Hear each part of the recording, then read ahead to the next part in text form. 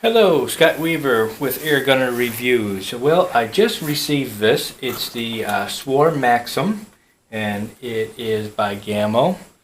And it is a multi-shot. It has a 10-round clip to it. And I gotta tell you, I'm pretty impressed with it. So one of the advantages, for me anyway, with the Gamo Swarm is the fact that I can leave it in my gun cabinet, locked. But say if I want to take the dogs out and I think there's other animals out there, I can just grab it quickly. I can keep the cartridge loaded in it, which I really like the ability to do that, yet it's still safe because I haven't cocked it yet. And I can still remove it at any time that I want, and it shows you at the top how many rounds you still have in it. And so I like that idea.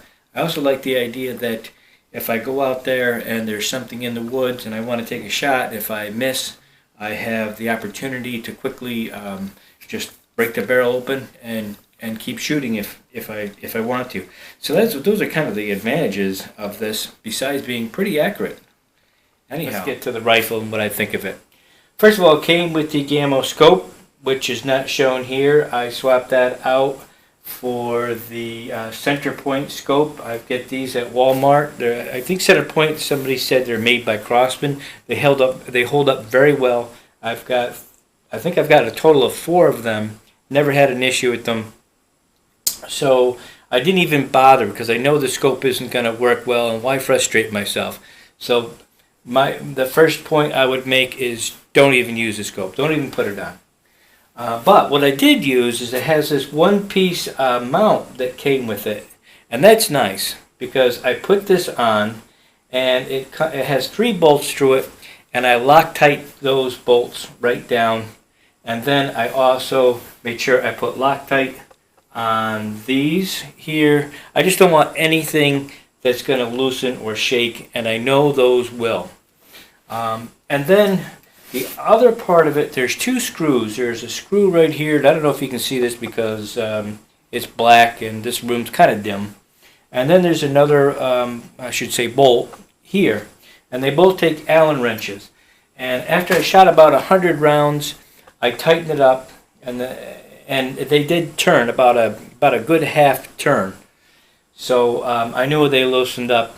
So I shot it another about 100, 150, and again, they loosened up for about a half a turn. So I backed them back out. They did have a little bit of Loctite to them. I really plastered it with the Loctite and tightened it back up as much as I could.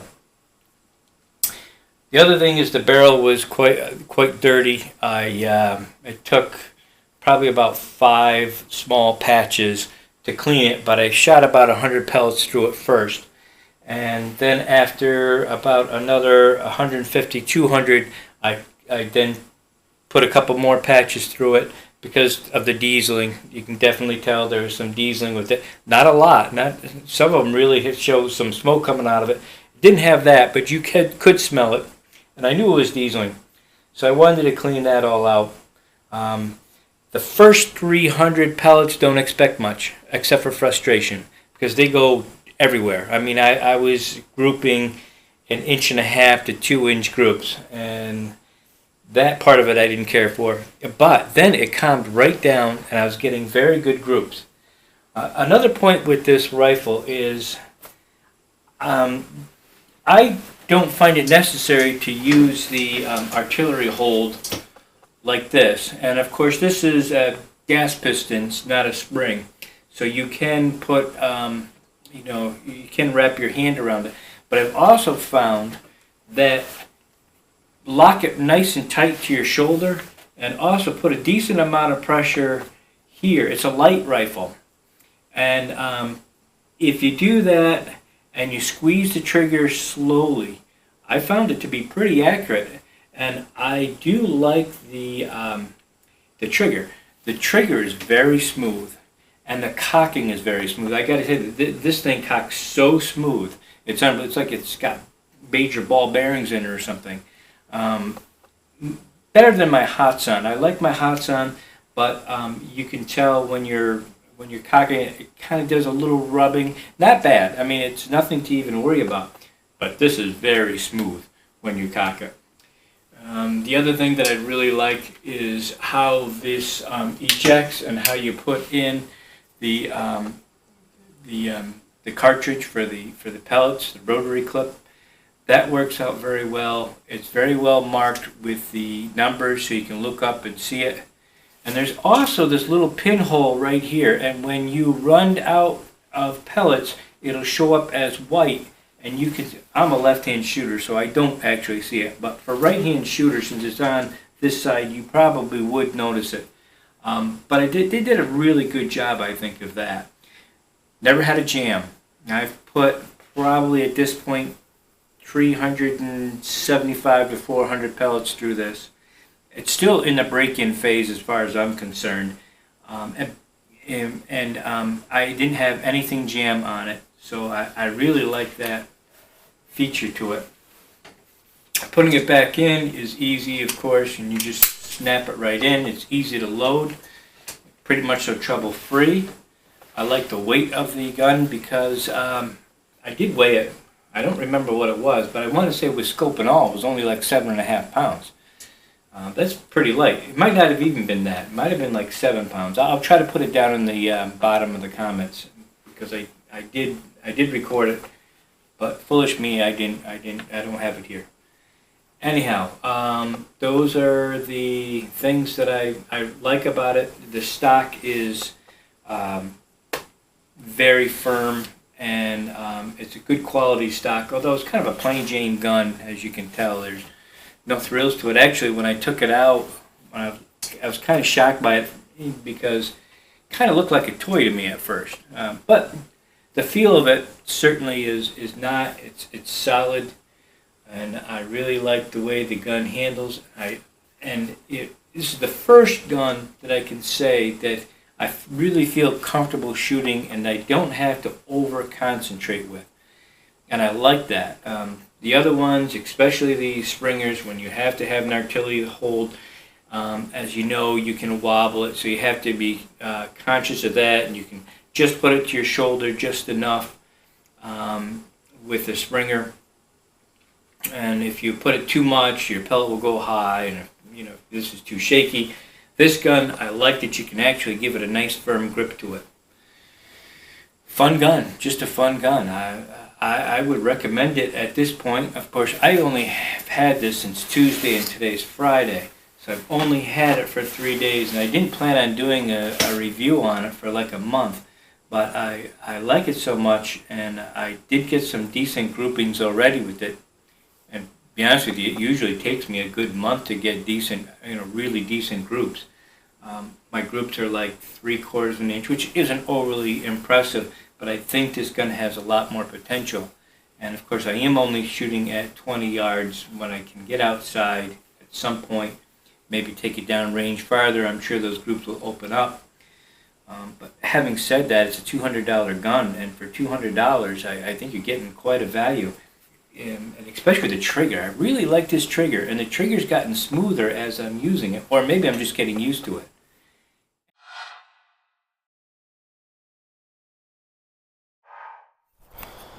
Okay, so now we're going to try these. These are H&N Sport Field Target Trophy, .22, and they are 14.66 grains. So let's see how these work.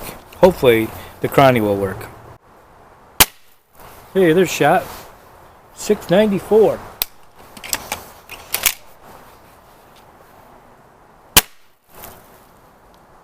.702.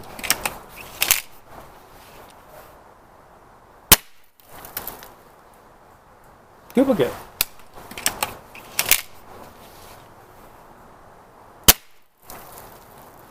.703.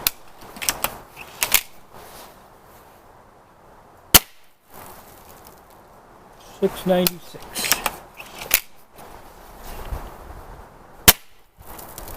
Nothing out of that one. Here, of course. Nothing.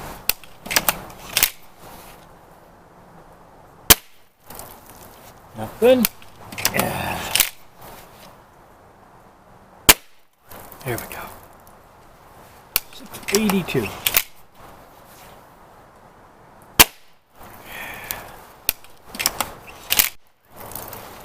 Well, that's all we're going to get is 6 shots. So let's look at what we've got here. 682, 696, 703, 702, 702, 694, high of 703, low of 682, average of 696, a spread of 21. So far that's the best pellet yet for the spread, unfortunately, and 8 for the deviation. Unfortunately I didn't get a whole 10, but that's what we can do. Anyhow, that's it.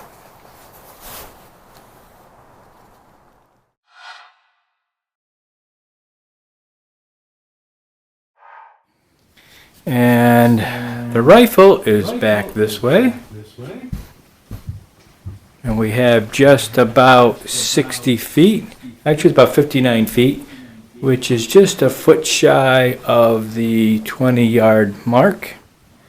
There's the rifle. And let me set this up on the tripod here.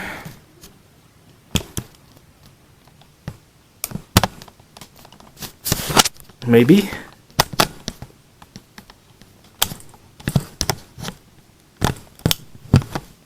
Maybe not.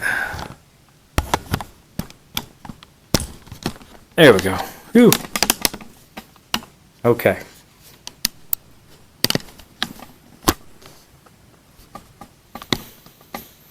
Okay, so we're going to be shooting H&N Sport Field Target Trophy, and these are 14.66 grain, and that's what the can looks like if you can see it. Anyhow, let's see what we got.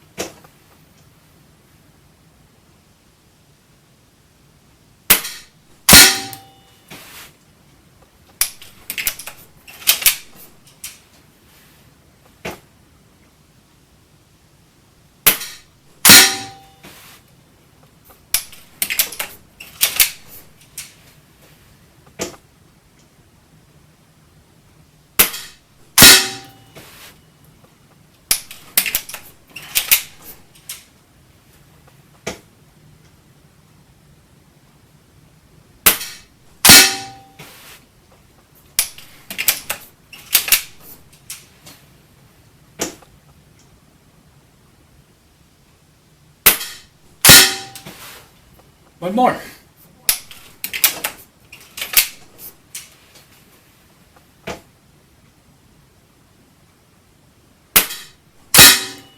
There you have it. Not too bad.